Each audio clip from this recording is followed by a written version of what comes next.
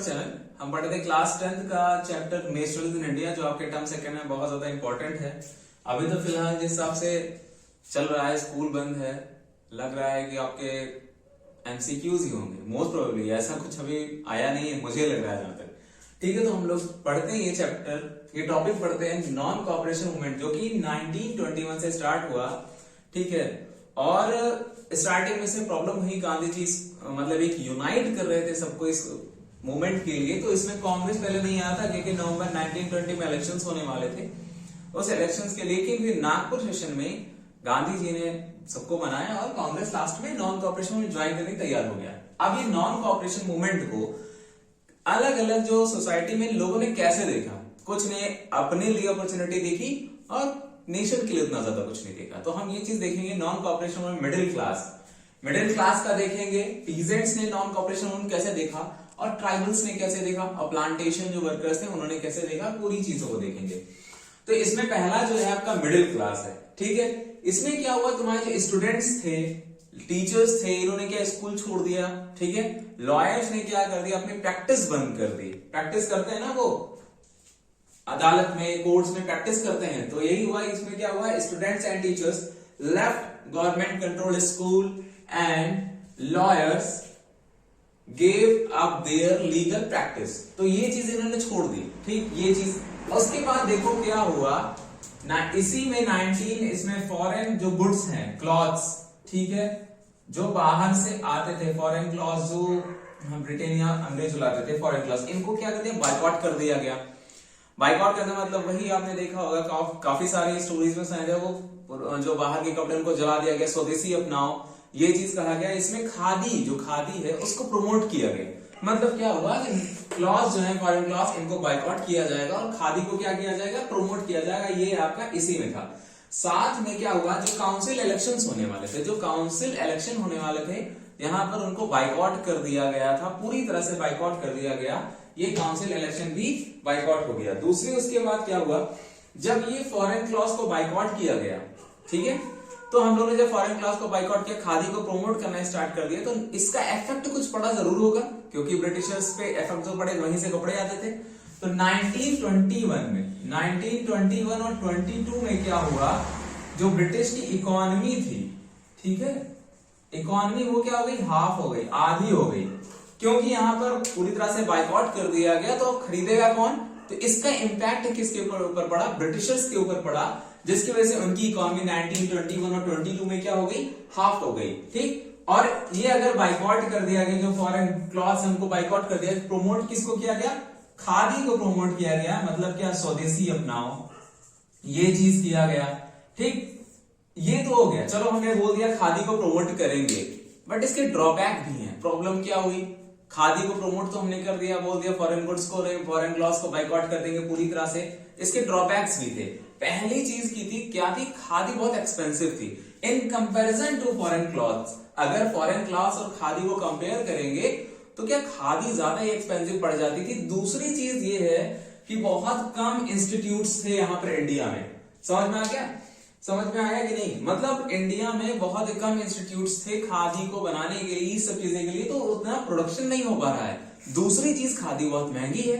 तो ये आपके क्या थे, ड्रॉबैक्स थे कि हमने क्या किया, खादी को प्रमोट तो कर दिया, बट वो चीजें नहीं हो पा रही थी, खादी बहुत ज्यादा एक्सपेंसिव थी। साथ में देखो पीजेंट्स की बात करें तो पीजेंट्स किस परेशान थे, मतलब non cooperation movement Gandhi ji किसके, स्वराज के लिए कर रहे थे। मतलब वो स्वराज तो बहुत दूर हो गया, जो गांधी जी का जो आइडिया था वो चीज तो बहुत अलग चली गई। पीजेंट्स क्या उसके एकदम कंट्रास्ट में हो गए, मतलब उनको अपनी प्रॉब्लम दिखी। तो पीजेंट्स किससे परेशान थे, पीजेंट्स तुम्हारे परेशान थे किससे, तुम्हारे लैंडलॉर्ड से और तालुकदार से। ये जो किससे परेशान थे, लैंडलॉर्ड से और तालुकदार से। ठीक है, तालुकदार और लैंडलॉर्ड से बिल्कुल बहुत ज्यादा परेशान थे ये। कौन, पीजेंट्स, इनसे परेशान थे, इनसे खुश नहीं थे। क्यों नहीं खुश थे, ऐसा क्या रीजन था जो इनसे खुश नहीं थे, क्योंकि ये जो लैंडलॉर्ड्स और जो तुम्हारे लैंडलॉर्ड्स और तालुकदार थे, ठीक है, ये क्या करते थे, डिमांड करते थे, उनसे हाई रेंट्स लेते थे, टैक्सेस लेते थे। ये क्या करते थे, इनसे हाई रेंट लेते थे। और किससे लेते थे ये हाई रेंट, ये लेते थे पीजेंट से हाई रेंट लेते थे, जिसकी वजह से ये पीजेंट जो थे लैंडलॉर्ड्स और तालुकदार से बिल्कुल भी खुश नहीं थे। They were not happy with the landlords and taluqdars because landlords and taluqdar demanded high rents.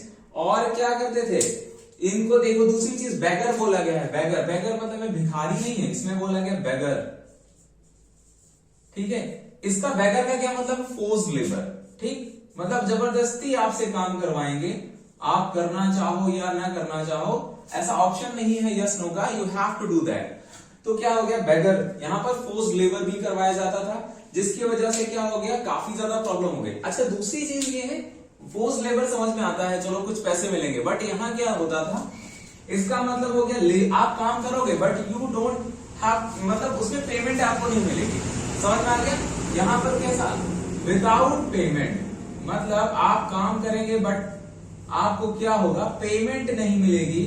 अगर ऐसा हो कि आपसे कोई काम करवाए और फिर बाद में आपको पेमेंट ही ना मिले तो कैसा लगेगा, तो बिल्कुल नहीं अच्छा। तो ये चीजें थी जो पीजेंट्स को बिल्कुल नहीं पसंद थी।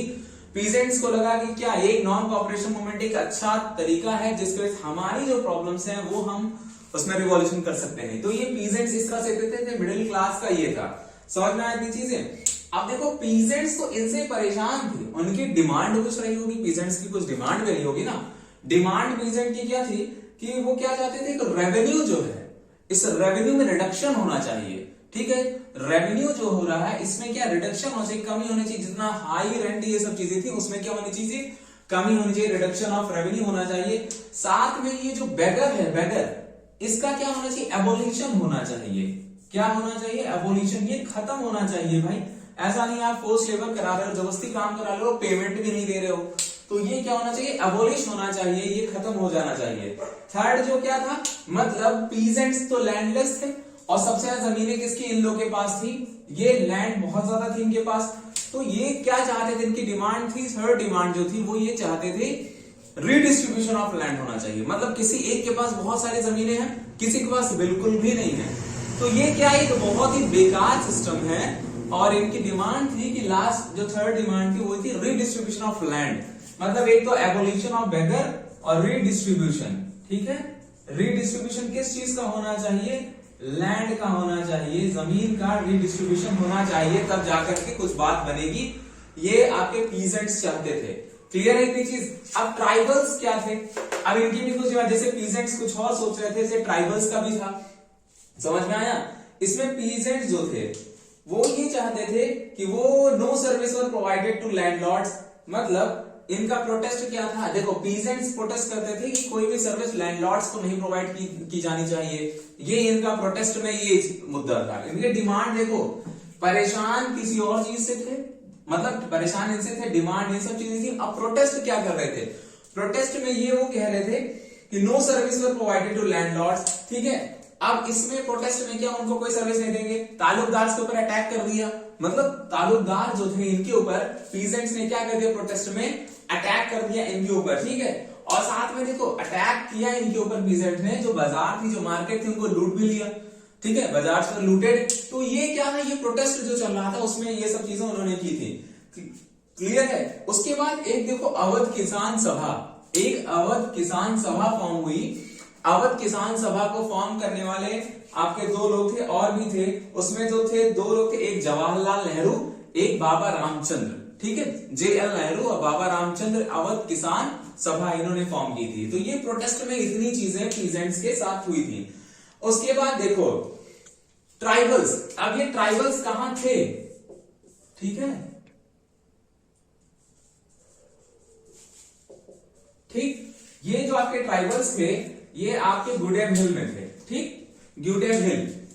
अब ये गुडेम हिल कहां आपका पड़ता है, गुडेम हिल कहां पड़ता है, ये आंध्र प्रदेश, AP, अरुणाचल प्रदेश भी है, AP से आंध्र प्रदेश, याद रखना आंध्र प्रदेश, गुडेम हिल, ठीक। यहां पे ट्राइबल्स थे। जो ट्राइबल्स क्या होते हैं, जो जनजातियां होती है ना, ट्राइब्स जो होते हैं, जो जंगलों में रहते हैं, वो थे। तो यहाँ पर आंध्र प्रदेश में, यहाँ पर दूसरा था। अब ये पीजेंट्स हमने देखा, एक मिडिल क्लास पीजेंट ट्राइबल।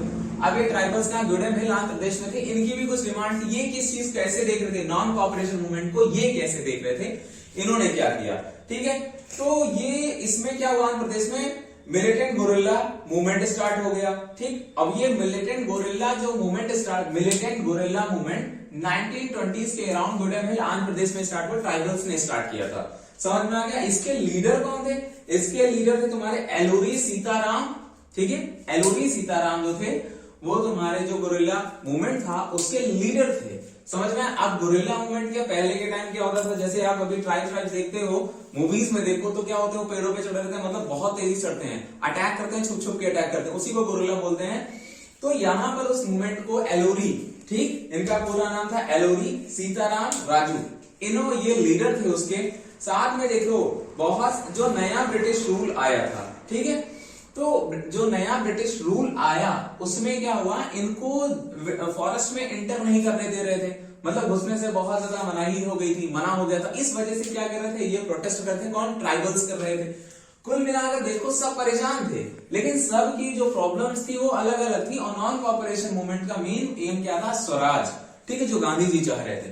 तो ये चीज हुआ वहां पर। उसके बाद देखो क्या हुआ कि ट्राइबल्स क्या थे उसमें, ट्राइबल्स ने क्या हुआ, जो मैसेज जो था, जो गांधी जी का मैसेज था कि हमें नॉन कोऑपरेशन मूवमेंट स्वराज की चले, उनको उसने दूसरी तरह से इंटरप्रेट किया, मतलब दूसरी तरह से समझ लिया।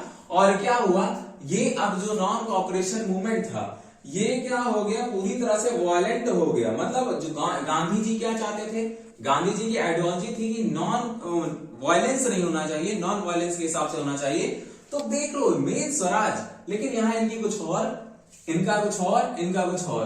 तो मतलब जो मेन थीम है स्वराज, उस थीम से लोग हट गए यहाँ पर। तो वही बोल रहे हैं कि जो गांधी जी का मेन था उसको दूसरी तरह से लिया गया, ये सब लोगों ने लिया। तो ये नॉन कोऑपरेशन मूवमेंट के पीछे है कौन कौन किस हिसाब से लिया गया, ठीक। अब इसमें देखो प्लांटेशन में, उसके बाद देखो इन प्लांटेशन, एक टॉपिक रह गया था इन प्लांटेशन, इसमें भी हुआ। अब इस चीज को कैसे लिया गया, प्लांटेशन में इस चीज को, नॉन कोऑपरेशन मूवमेंट को लोगों ने कैसे लिया। अब प्लांटेशन क्या, प्लांटेशन वर्कर्स जो काम करने जाते थे, ठीक है, तो प्लांटेशन ओनर्स जो थे उनकी अलग ही दूसरी थी। वो क्या चाहते थे, मतलब जो स्वराज वाला मैसेज था उस मैसेज को उन्होंने सही से नहीं समझा। मतलब स्वराज कंप्लीट जो इंडिपेंडेंस हमें चाहिए, उस चीज को उन्होंने, जो नोशन था उसको दूसरी तरह से ले लिया प्लांटेशन में। समझ में आई ये चीज। और उसके बाद ये क्या चाहते थे, right to move freely in and out of the confined space, ठीक, कहीं भी फ्रीली जा सकते हैं, कहीं भी आना जाना हम फ्रीली आ जा सके, ये चीज था उनके साथ प्लांटेशन में, ठीक है। उसके बाद क्या हुआ, लिंक था villages from which they have come, ये चीज अकॉर्डिंग टू एक आपका एक्ट आया था, इनलैंड इमिग्रेशन एक्ट, एक आया inland immigration act. Inland immigration act जो था प्लांटेशन वर्कर्स के लिए बिल्कुल सही नहीं था, इसीलिए इन प्लांटेशन में क्या, इसमें भी जो स्वराज का जो मैसेज मेन था ना, तो उसको दूसरी तरह से लिया गया, वहां पे प्रॉब्लम थी। ये जो एक्ट आया था आपका 1959 में आया था, कौन सा एक्ट आया था आपका, सॉरी 1959, 1921 में तो एमसीएम था, 1859 में एक एक्ट आया था, 1859 में, ठीक, एक एक्ट आया। उस एक्ट में क्या हुआ, उस एक्ट में ये था जो वर्कर्स हैं वो बिना परमिशन के वो जगह छोड़ नहीं सकते हैं। तो ये क्या था, प्लांटेशन वर्कर्स के लिए बिल्कुल भी अच्छा नहीं था। और ये एक्ट क्या था आपका, inland immigration act, inland immigration act, inland immigration act 1859 में प्लांटेशन वर्कर्स के लिए आया था। उसमें यह था कि वो क्या करते हैं, उस स्पेस को, उस जगह को प्लांटेशन वर्कर्स अलाउड नहीं था उस चीज को छोड़ देना विदाउट परमिशन। जैसे आप क्लास में रहते हैं तो विदाउट परमिशन आप बाहर नहीं जा सकते, वही चीज थी यहाँ, विदाउट परमिशन वो वर्कर्स जो है उस जगह को छोड़ नहीं सकते। तो ये एक्ट आया था, इस एक्ट के खिलाफ थे ये बहुत ज्यादा।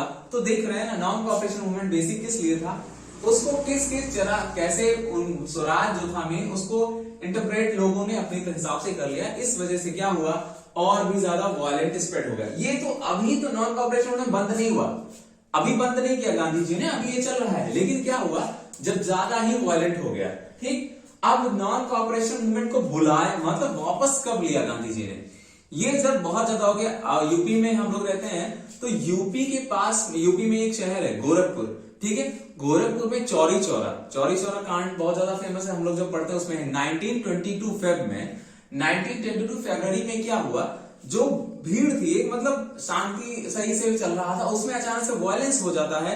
और क्या हो जाता है, कोई बहुत ज्यादा वायलेंट हो जाता है और एक पुलिस स्टेशन को जला दिया जाता है। ये जब गांधी जी ने सुना तो उन्होंने क्या कर लिया, नॉन कॉपरेशन उनको कॉलिंग ऑफ कर लिया, मतलब वापस कर लिया। अब नॉन कॉपरेशन मूवमेंट क्या हुआ, पूरी तरह से बंद हो गया। तो मेन रीजन क्या था कि मतलब सब का अलग अलग चीजें चल रही थी, मतलब थीम क्या है वो थीम को भूल गए लोग और सब चीजें होने लगी। तो ये पूरा नॉन कॉपरेशन मूवमेंट है जिसमें आपको चौरी चौरा तक आते आते नॉन कॉपरेशन स्टार्ट होता है यहां से, और 1922 फेब में क्या हो जाता है, बंद हो जाता है। तो बंद होने के पीछे क्या है, वायलेंस, जो गांधी जी को बिल्कुल भी नहीं पसंद था, वायलेंस रीजन था। और इस वजह से क्या हुआ, गांधी जी ने नॉन कॉपरेशन मूवमेंट को कॉल ऑफ किया।